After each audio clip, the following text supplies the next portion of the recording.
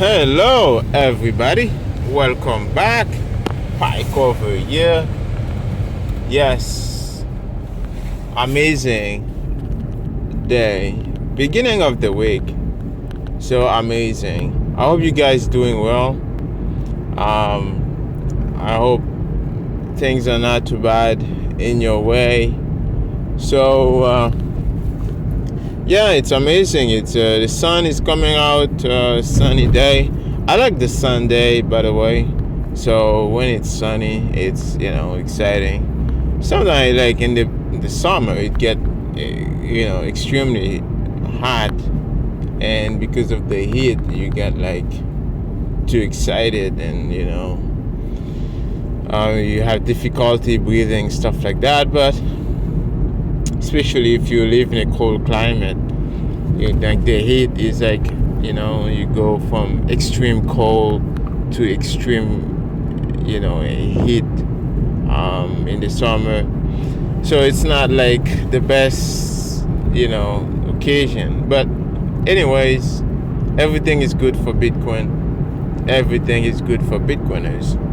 So as long as you got a fiat job, you're mining fiat basically, and you're stocking sats. The other day I was thinking about this, right? I was thinking about, okay, well, if we are mining fiat, we are basically working for fiat, right? We for the fiat world, right? And I said, how can this be productive? Because you are reinforcing the fiat system, and you're making it stronger by working to grow the fiat system. Because we, us Bitcoiners, we are very productive. We are very smart and intelligent, and we are productive. We do things efficiently. But if we are using this intelligence and all this intelligence, and pouring those intelligence into fiat, so how can this be good, right? So, and then I was, and I think I said, well, what can be good on that, right? So, and then I realized, okay, well, the good thing is now you can have a job basically. You're doing something every day. You're not just sitting home and just watching your Bitcoin price, and you're not just looking at the news and what Bitcoin is doing, all those things. But you're helping society in some way, right? Let's say you're doing a job. I don't know, whatever you're doing. You're driving, or you working on computers, or you providing some service. You're helping your community, you're helping your local business, your local society, right? So you're doing some of those things, right? So, but at the same time, you're taking that money, right? The essence of it all is the money, right?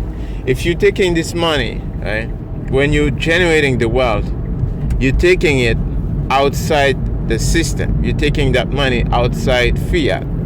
So that's where I come to conclusion that it's good to keep on working, providing value to society. And yes, it's a fiat job. I get it, right? But at the end, right, the end result, right, is going into Bitcoin, right? So you're not taking that money and saving it into a bank account, but you're saving it into sats. You're measuring your wealth on sats. So that's a different strategy, right? That's ultimate goal. The ultimate goal is to save sats. It doesn't matter where you get the money. As soon as you get ethically on fiat, you expend your energy, your time, right? So to get that money, honestly, and then you just convert that money into the perfect money, which is Bitcoin. So I don't see anything wrong with that, right? I don't see anything wrong. You're just providing services, and because remember that it's a transition, right? We have to go through a transition period where we basically move slowly to a Bitcoin standard. We're just not gonna wake up one day and just, oh yeah, everything just move to Bitcoin.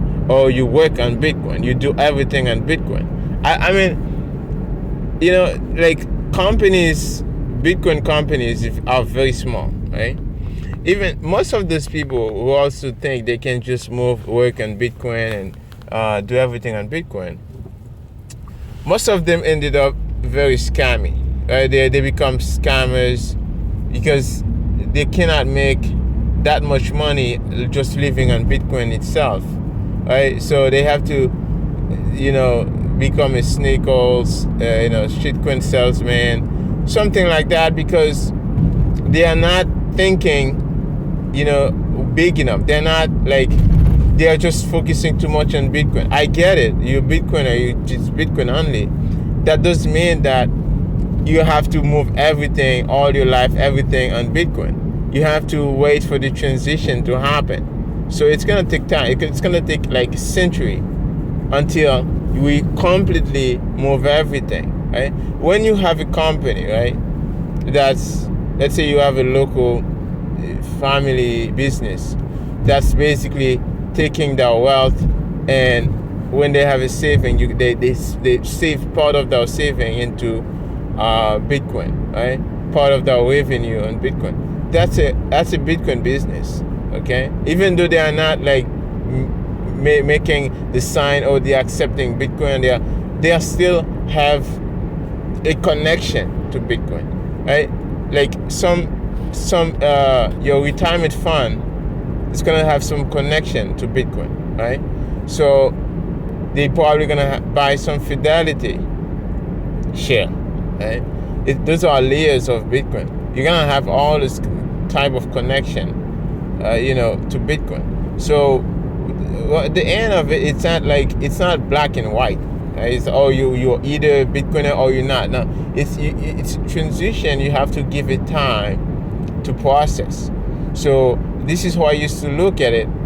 This is how I used to see it, and I used to think, oh yeah, I have to just do everything in Bitcoin. I'm not participating in the fiat world and all these things. When I realized that that's a very radical and hard decision to make, and it's very hard. I'm just gonna make my life harder for no reason, right? I could just simply keep doing what I'm doing and try to get better on what I'm doing. Get some good perfection, even just not perfection, even just being good, and just do better and do a good job, and provide good value and all these things, right? Without having to sacrifice all the other things, all the good things I used to do, right? It's just like Bitcoin is not going to change everything. Just break the old and destroy the old and then build the new. No, that's not just what Bitcoin come to do. Bitcoin is here to fix things. Okay, Bitcoin is here to fix, right? To help the banks become a better bank, right? To help the society become a better society, to become more efficient in what we do. Instead of, you see, Bitcoin didn't say, oh, we're not gonna do like oil, we're not gonna extract oil from the ground, we're not gonna do that anymore because this is bad, it's all those things. Bitcoin say, okay, hey, you can keep doing what you're doing, you can keep extracting the oil, but you're not going to just throw that into the atmosphere. What we're gonna do, we're gonna put that into a computer that can extract that energy and put it in competition to protect everybody else's money. So put this in a competition, right? For everybody else, energy, to protect everybody else's money and energy. So and inside of that you have a game theory, right, built into it, right? That's increase the hash rate and increase the difficulty to get that money. So this is what Bitcoin fixes, right? It's not like coming here and say, hey, we're gonna change everything and just turn everything upside down and all those things, right? Bitcoin does not come for this only. Bitcoin is very, very different than what most people think. Most people think it's just about like, oh yeah, we're gonna come and destroy it all and all those things. Don't get me wrong. I'm all for just Bitcoin. I'm not like, stay this kind of mindset. We have, oh yeah, we have to keep having a central bank and printing money. I think that's all, like archaic. It's all archaic to still have those people making decisions for us, right? When we have Bitcoin. But I'm just saying it's a process, right? When you have the steam engine or when you have the car, you don't just hey, say all the horses stop working and just kill all the horses. No, you just say, hey, it's a process, right? You still have people in other countries still riding their horses, right? Even though we still have cars, right? So it's that's what I'm saying. It's like it's a choice. It's opt-in. So up to the people, up to the societies to decide. We cannot force people to use them. We can do decision for ourselves. And this is why most people get caught up with that idea of hyper-Bitcoinization.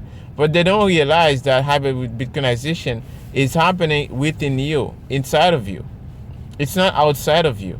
Inside of you, inside your family, inside your community, you can hyper-Bitcoinize your community, your country, right? So I'm in the process of doing this as well, like hyper-Bitcoinize with the country where I'm from, right? So just to start a WhatsApp group and like 3,500 people on this group and just streaming sats to them on their wallet, like they finally have a bank account, a free bank account. They can transact without limit, without time limit, and then anything. And they just transacting and live the life of non deflationary currency, where they can save and their life can be better and all those things. They can pay for their minutes, phone minutes, and all those things. You can sit wherever you are in the world and then pay for minutes for anybody somewhere in a small country.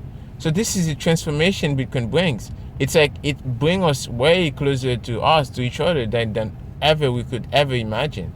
So it breaks all the barriers, right? So this is how I look at it. Like, I don't look at it like, oh, I'm not gonna wait for the world to do all those things to hyper Bitcoinize. That's up to them, right? That's not my decision. I'm doing what I can do, just like Jeff Booth says, right? You can do just the transformation within you, right? You work, you provide, you work for the world you want to see, right? So that's what I'm doing, and I hope you guys just look at it your own way and see what you can do for yourself as well, right? So anyways, this was Pie Cover. Again, another toxic talk. I'll see you again in the next toxic talk.